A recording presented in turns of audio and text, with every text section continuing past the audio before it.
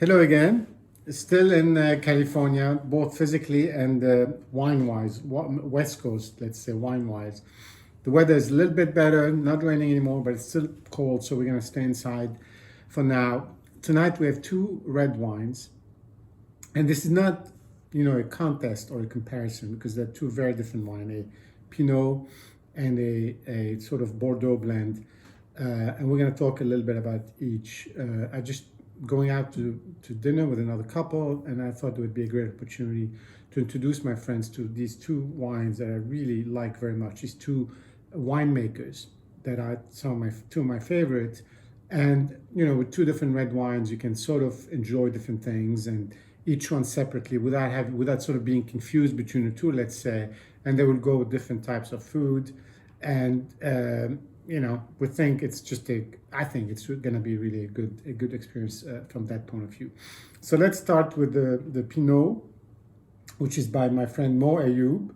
So it's his estate Pinot Noir 2018. This is the whole clusters version. Every year he takes a portion of his estate wine and he makes it with whole clusters, depending on the grapes and what have you. And I really like this wine because I find that the whole clusters introduce just a little bit of density, a little bit of serenity, and it sort of calms down the whole fruit explosion on a young wine. And I just like that, and adds a little bit of chewiness.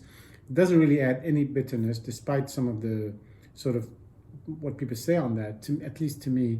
And it just, to me, makes a much more balanced wine at a sort of a stable level over many years of aging. So here we are. The color here, as you can see, is very clear. It's really sort of typical. It's clear, it's young, it's sort of jumping out of the glass, but it doesn't have any evolution sort of in terms of orange or brown or what have you. On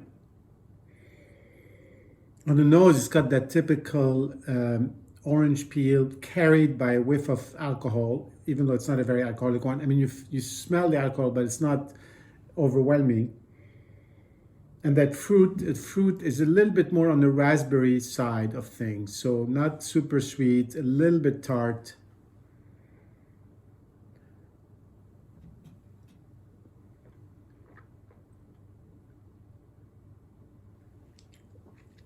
On the palate, you get really good acidity, which is typical. Again, you'd expect that for a Pinot. So you get the acidity. It's something that there's not much of a finish yet because it's all kind of exhausted in the mouth because of the still primarily fruit. But again, as I said, the whole cluster gives it balance to me, and it just makes it.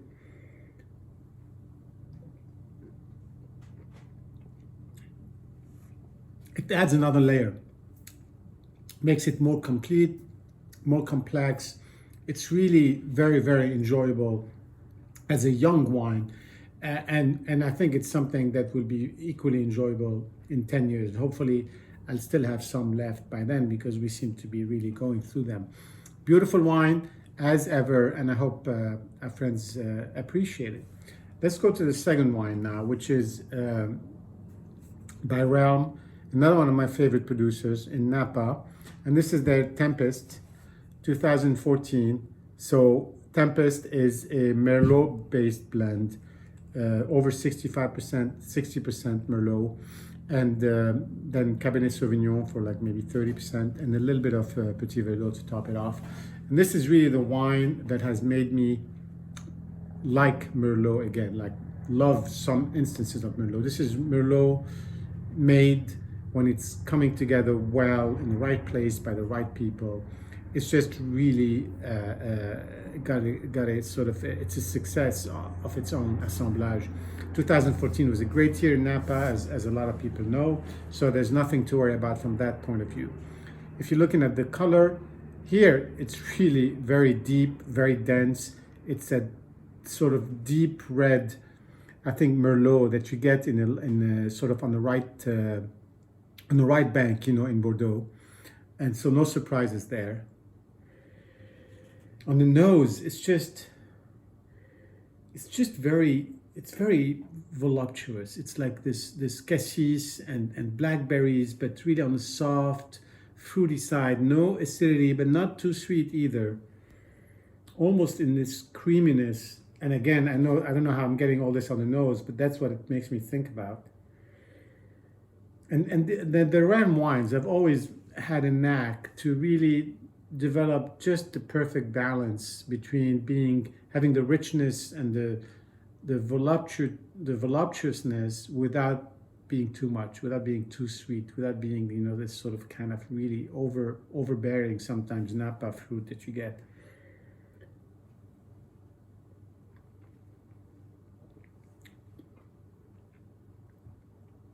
In the mouth,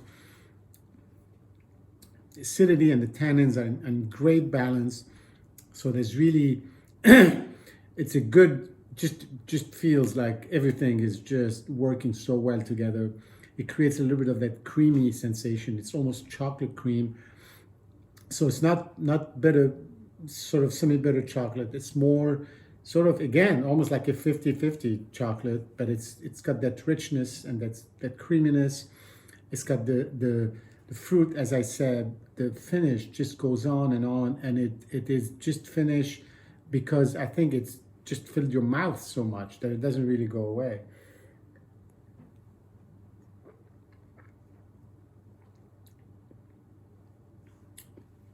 Beautiful balance, beautiful equilibrium, and just that richness that you really, it's kind of hard to describe because, as I said before, it's really just right, and it's something that I think Realm and Benoit, the winemaker, have really mastered, and it's a pleasure to find it in the different wines. I mean, it's not, it's that again, the finding that balance is really what is characteristic, and it's just incredible.